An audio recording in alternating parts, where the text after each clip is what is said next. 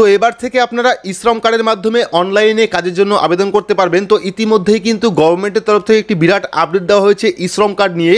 আর যদি আপনার কাছে ই শ্রম কার্ড থাকে তাহলে আপনিও নিজের বাড়িতে বসে নিজের স্মার্টফোনের মাধ্যমে অনলাইনে ই শ্রম কার্ডের মাধ্যমে কাজের জন্য আবেদন করতে পারবেন। তো আজকে আমরা অনলাইনে পুরো বিস্তারিত দেখাবো যে ই শ্রম কার্ডের মাধ্যমে আপনারা কীভাবে অনলাইনে কাজের জন্য আবেদন করবেন। তো ভিডিওটি কিন্তু সবার জন্য খুবই গুরুত্বপূর্ণ, অবশ্যই শুরু থেকে শেষ পর্যন্ত দেখবেন। ভিডিওটি ভালো লাগলে লাইক করবেন, চ্যানেলটিকে সাবস্ক্রাইব করে পাশে রাখা বেল আইকনটি প্রেস করে নোটিফিকেশন অল করে রাখবেন, সবার সুবিধার্থে ভিডিওটি শেয়ার করবেন। তো চলুন শুরু করি। তো প্রথম আমরা দেখে নেব যে গভর্নমেন্ট থেকে কি আপডেট দেওয়া হয়েছে। তো এখানে দেখতে পাচ্ছেন শ্রম এবং রোজগার মন্ত্রণালয়, government of India, ministry of labour and employment এবং ন্যাশনাল ক্যারিয়ার সার্ভিস। তো আপনাদের একটা কথা বলে রাখি যে ন্যাশনাল ক্যারিয়ার সার্ভিস হলো আমাদের পশ্চিমবঙ্গে যেরকম বেকার ভাতা আছে অর্থাৎ এমপ্লয়মেন্ট ব্যাংক যেরকম আছে, যেখানে আবেদন করলে মাসিক 1500 টাকা ভাতা পাওয়া যায়, সঙ্গে পাশাপাশি কিন্তু চাকরিও পাওয়া যায়। তো ন্যাশনাল ক্যারিয়ার সার্ভিস ঠিক একই রকম। তো এখানে যদি আপনারা নিজের নাম রেজিস্ট্রেশন করেন সেক্ষেত্রে কিন্তু আপনারা চাকরির সুযোগ পেয়ে যাবেন, ঠিক আছে। तो यहाँ देखो नेशनल करियर सर्विस और ई श्रम पोर्टल के लिंक होने से असंगठित मजदूर के लिए खुले रोजगार के द्वार অর্থাৎ ই শ্রম কার্ডের সাথে যদি আপনি ন্যাশনাল ক্যারিয়ার সার্ভিসের লিঙ্ক করান সেক্ষেত্রে কিন্তু আপনি এখান থেকে কাজের সুযোগ পেয়ে যাবেন। এবং আরও লেখা আছে ई श्रम पर पंजीकृत मजदूरों को नेशनल करियर सर्विस की ओर से रोजगार मिलना शुरू हुआ। অর্থাৎ ই শ্রম কার্ড থেকে কিন্তু রোজগার শুরু হয়ে গেছে শ্রমিকদের জন্য, ঠিক আছে। এখানে একটা কাগজের কাটিং দেওয়া আছে, আপনারা চাইলে দেখে নিতে পারেন, পুরোটাই হিন্দিতে লেখা আছে। তো এবার আমরা দেখে নেব যে ন্যাশনাল ক্যারিয়ার সার্ভিসে আমরা ই শ্রম কার্ডের মাধ্যমে কীভাবে কাজের জন্য আবেদন করব। তো তার জন্য আমরা কী করব, গুগল ক্রোম ব্রাউজার ওপেন করে নেব। তো আপনারা আপনাদের স্মার্টফোন থেকে বা কম্পিউটার থেকে যে কোনো একটি ব্রাউজার ওপেন করে সেখানে গিয়ে সার্চ করবেন ncs.gov.in। তো ncs.gov.in লিখে সার্চ করলেই কিন্তু national career service ministry of labour and এমপ্লয়মেন্টের অফিসিয়াল ওয়েবসাইটে চলে আসবে। আমরা রেজিস্ট্রেশন কীভাবে করব, প্রথমে হোম, তারপরে জব শেকার। তো জব শেকার অপশনের সেকেন্ড যে অপশনটা রেজিস্টার, সেই রেজিস্টার অপশনে ক্লিক করব। ক্লিক করে কিন্তু পরবর্তী একটি ফর্ম চলে আসবে যেখানে আপনাদের ই শ্রম কার্ডের নাম্বার দিতে হবে। তো এখানে দেখতে পাচ্ছেন রেজিস্টার অ্যাস। তো যখন আপনারা এখানে ক্লিক করবেন, ক্লিক করলে কিন্তু আপনারা অনেকগুলি অপশন পেয়ে যাবেন। এখান থেকে আপনারা জব শেকার সিলেক্ট করবেন, ঠিক আছে।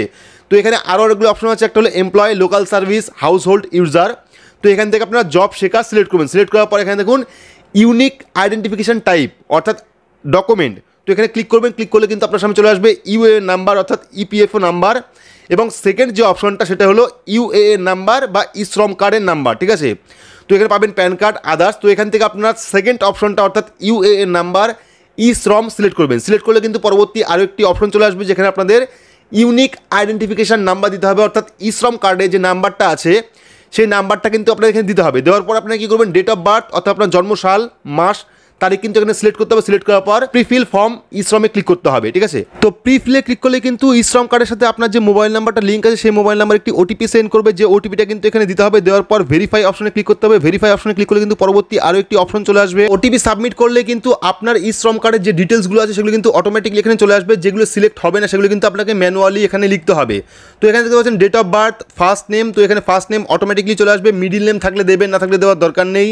লাস্ট নেম দিয়ে দেবেন। দিয়ে দেওয়ার পর জেন্ডার সিলেক্ট করবেন, মেল না ফিমেল না আদার্স। সিলেক্ট করার পর এখান থেকে স্টেট অর্থাৎ রাজ্য সিলেক্ট করবেন। সিলেক্ট করার পর ডিস্ট্রিক্ট অর্থাৎ জেলা সিলেক্ট করবেন। সিলেক্ট করার পর এখানে গার্জেন বা ফাদার্স নেম অর্থাৎ আপনার বাবার নাম বা গার্জেনের নাম এখানে বসাতে হবে। গার্জেন বা ফাদার নেম সিলেক্ট করার পরবর্তী অপশন যেটা আসবে সেটা হলো হাইয়েস্ট এডুকেশনাল লেভেল অর্থাৎ আপনি কোন পর্যন্ত লাস্ট পড়াশোনা করেছেন সেটা সিলেক্ট করবেন। সিলেক্ট করার পর এডুকেশনাল কোয়ালিফিকেশন সিলেক্ট করবেন। সিলেক্ট করার পর ইমেল আইডি, যদি আপনার ইমেল আইডি থাকে সেক্ষেত্রে ইমেল আইডি দেবেন, না থাকলে দেওয়ার দরকার নেই।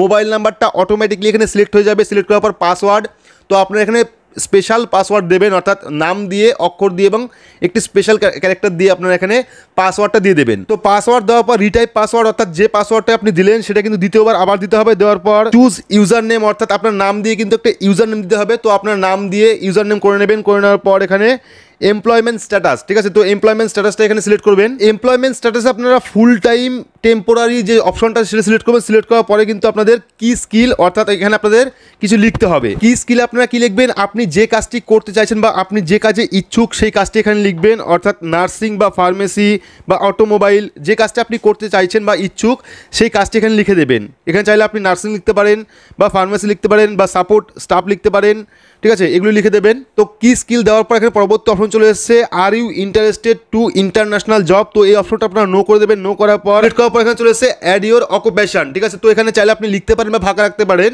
লেখার পর যে ক্যাপচা কোডটা শো করছে সেই ক্যাপচা কোডটা আপনারা হুবহু এখানে দিয়ে দেবেন।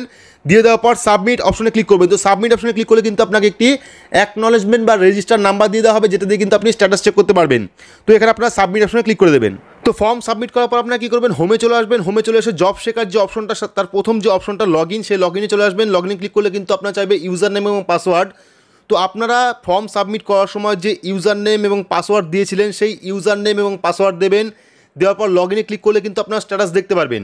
তো যদি আপনি এখনই ফর্ম সাবমিট করেন সেক্ষেত্রে কিন্তু আপনি ইউজার নেম এবং পাসওয়ার্ড দিয়ে এখনই লগ ইন করতে পারবেন না।